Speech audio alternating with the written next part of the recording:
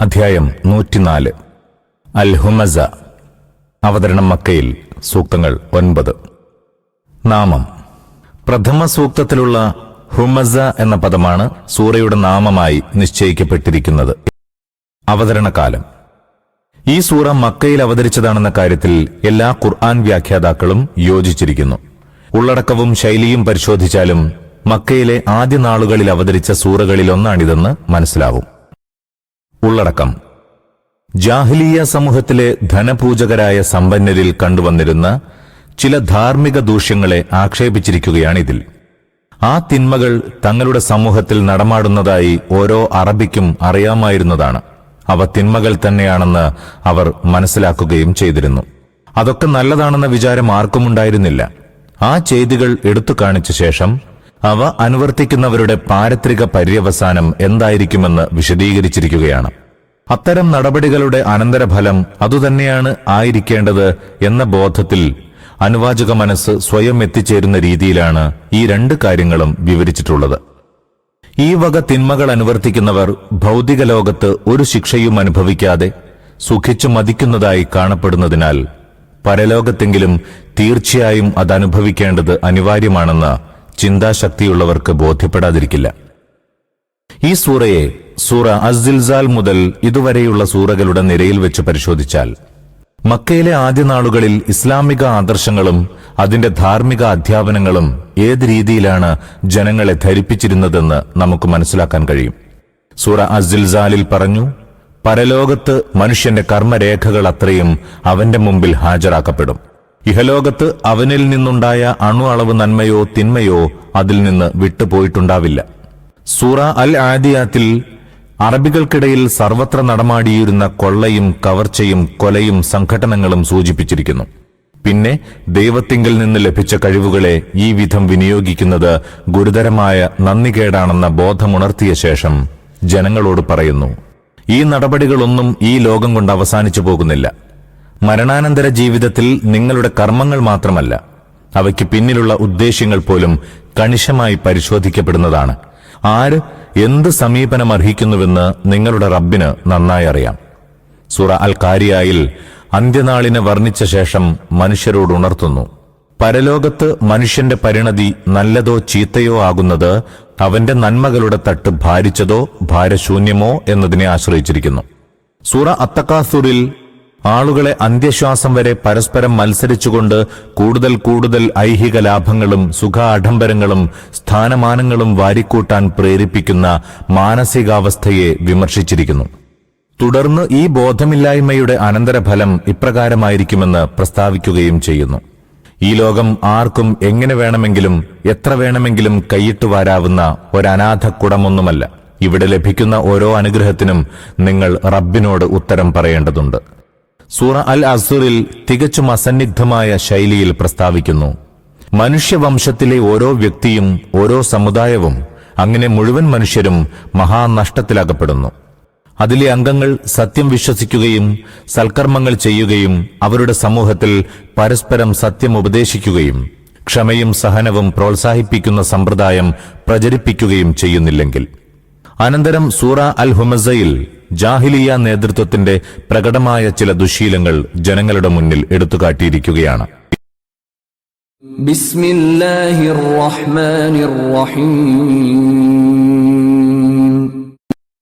പരമദയാലുവും കരുണാവാരിധിയുമായ അല്ലാഹുവിന്റെ നാമത്തിൽ. വൈലുൽ ലികുല്ലി ഹുമസത്തിൽ ലുമസഹ്. ആളുകളെ മുഖത്തു നോക്കി അധിക്ഷേപിക്കുന്നതും മറഞ്ഞുനിന്ന് കുറ്റം പറയുന്നതും ശീലമാക്കിയവർക്കൊക്കെയും മഹാനാശം. അറബി ഭാഷയിൽ ഹുമസയും ലുമസയും ആശയപരമായി വളരെ അടുപ്പമുള്ള പദങ്ങളാകുന്നു. ചിലപ്പോൾ രണ്ടും പര്യായ പദങ്ങളായി ഉപയോഗിക്കാറുണ്ട്.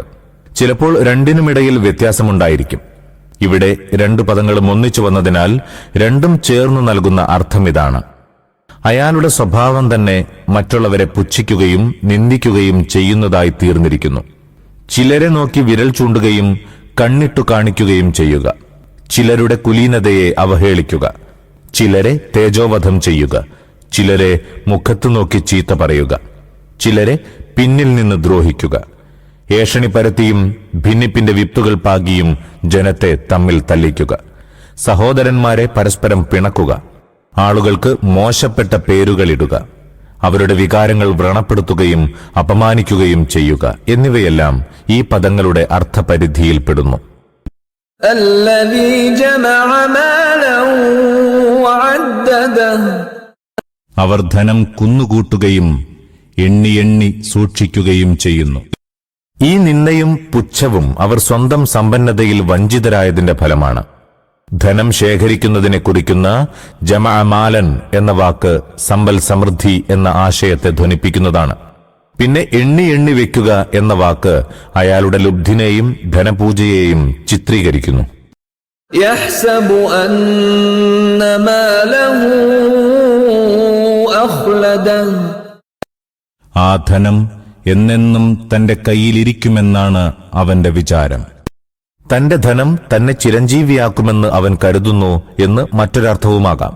അതായത് സമ്പത്ത് വാരിക്കൂട്ടുന്നതിലും അത് എണ്ണിത്തിട്ടപ്പെടുത്തി വെക്കുന്നതിലും മുഴുകി അവൻ മരണവിചാരമില്ലാത്തവനായിരിക്കുന്നു. ഒരു നാൾ ഇതെല്ലാം ഉപേക്ഷിച്ച് വെറും കൈയോടെ ഈ ലോകത്തോട് വിട പറയേണ്ടി വരുമെന്ന് അവൻ ഒരിക്കലും ഓർക്കുന്നില്ല. كلا لينبذن في الحطمة. ഒരിക്കലുമില്ല. അവൻ തീർച്ചയായും ഇടിച്ചുടയ്ക്കുന്നിടത്തേക്ക് വലിച്ചെറിയപ്പെടുന്നതാകുന്നു. ഹുത്തമ്മ എന്നാണ് മൂലപദം. ഹുത്തുമ എന്ന പദത്തിൽ നിന്നുത്ഭവിച്ചതാണിത്. മുറിയുക, തകരുക, ഛിന്ന ഭിന്നമാവുക എന്നൊക്കെയാണ് ഹുത്തുമിന്റെ അർത്ഥം. നരകത്തിലെറിയപ്പെടുന്നതെന്തും അതിന്റെ അഗാധതയും അഗ്നിയും മൂലം പൊട്ടിപ്പൊളിഞ്ഞു പോകുന്നതുകൊണ്ടാണ് നരകത്തെ അൽ ഹുത്തമ്മ എന്ന് വിശേഷിപ്പിച്ചത്. وما أدراك ما الحطمة. ഇടിച്ചുടയ്ക്കുന്നിടം എന്തെന്ന് നിനക്കെന്തറിയാം? ലയുംബദന്ന എന്നാണ് ആയത്തിൽ പറഞ്ഞിട്ടുള്ളത്. ഒരു വസ്തു നിഷ്ഫലവും നിസ്സാരവുമായി കരുതി എറിഞ്ഞുകളയുന്നതിന് അറബി ഭാഷയിൽ നബദ എന്ന് പറയുന്നു. സമ്പൽ സമൃദ്ധിയുടെ പേരിൽ ഈ ലോകത്തിലെ വൻ തോക്കുകളായി സ്വയം കരുതുന്നവർ അന്ത്യനാളിൽ നിസ്സാരരായി നരകത്തിൽ എറിഞ്ഞു കളയപ്പെടുമെന്ന ആശയമാണിത് പ്രകാശിപ്പിക്കുന്നത്. നാറുല്ലാഹിൽ മൂഖദ. അല്ലാഹുവിന്റെ അഗ്നി അത്യുഗ്രമായി കത്തിക്കപ്പെട്ടതാണത്. ഖുർആൻ ഈ സന്ദർഭത്തിലല്ലാതെ മറ്റൊരിടത്തും നരകാഗ്നിയെ അല്ലാഹുവിന്റെ അഗ്നി എന്ന് പറഞ്ഞിട്ടില്ല. ഇവിടെ അതിനെ അല്ലാഹുവിലേക്ക് ചേർത്തു പറഞ്ഞതിൽ നിന്ന് അതിന്റെ ഭയാനകത മാത്രമല്ല പ്രകടമാകുന്നത്, അതോടൊപ്പം ഭൗതിക നേട്ടങ്ങൾ ആർജിച്ചതിന്റെ പേരിൽ അഹന്തരും വഞ്ചിതരുമായി പോകുന്നവരെ അല്ലാഹു എത്ര കടുത്ത വെറുപ്പോടെയും കോപത്തോടെയുമാണ് കാണുന്നതെന്നുകൂടി പ്രകടമാകുന്നുണ്ട്. അതുകൊണ്ടാണ് അവർ എറിയപ്പെടുന്ന അഗ്നിയെ തന്റെ അഗ്നിയെന്ന് അവൻ പ്രത്യേകം എടുത്തു പറഞ്ഞത്. التي تطلع على الأفئدة. ഹൃദയങ്ങളിലോളം ആളിപ്പടരുന്നത്. ഫുആദിന്റെ ബഹുവചനമാണ് അഫ്ഇദ. ഹൃദയം എന്നാണ് അതിനർത്ഥം. എന്നാൽ മാറിനകത്ത് സ്പന്ദിച്ചുകൊണ്ടിരിക്കുന്ന അവയവത്തെ കുറിക്കാൻ ഈ പദം ഉപയോഗിക്കാറില്ല. മനുഷ്യന്റെ വിചാരവികാരങ്ങളുടെയും വിജ്ഞാന വിശ്വാസങ്ങളുടെയും ഉദ്ദേശ്യ ലക്ഷ്യങ്ങളുടെയും ആഗ്രഹാഭിലാഷങ്ങളുടെയും കേന്ദ്രമായ സ്ഥാനത്തെ കുറിക്കുന്ന പദമാണിത്. മനസ്സുകളിലോളം അഗ്നിയെത്തുക എന്നതിന്റെ ഒരു താൽപര്യമിതാണ്. മനുഷ്യന്റെ ദുഷിച്ച വിചാരവികാരങ്ങളുടെയും ദുഷ്ടവിശ്വാസങ്ങളുടെയും മ്ലേച്ഛ മോഹങ്ങളുടെയും അധമ ലക്ഷ്യങ്ങളുടെയും ദുരുദ്ദേശ്യങ്ങളുടെയും കേന്ദ്രസ്ഥാനം വരെ ആ അഗ്നി എത്തുന്നതാണ്. മറ്റൊരു താൽപര്യം ഇങ്ങനെയാണ്: ആ ദൈവികാഗ്നി ഭൗതികാഗ്നി പോലെ അന്ധമായതായിരിക്കുകയില്ല. അർഹരെയും അനർഹരെയും ഒരുപോലെ ചാമ്പലാക്കുന്നതല്ല അത്. പാപിയുടെ അന്തരാളത്തിൽ കടന്നുചെന്ന് അവന്റെ പാപത്തിന്റെ സ്വഭാവം മനസ്സിലാക്കുകയും ഓരോരുത്തരെയും അർഹതയനുസരിച്ച് ശിക്ഷിക്കുകയും ചെയ്യുന്ന അഗ്നിയാണത്. ഇന്നഹാ അലൈഹിം മുഅ്സദ. അത് അവരുടെ മേൽ അടച്ചു പൂട്ടപ്പെടുന്നു.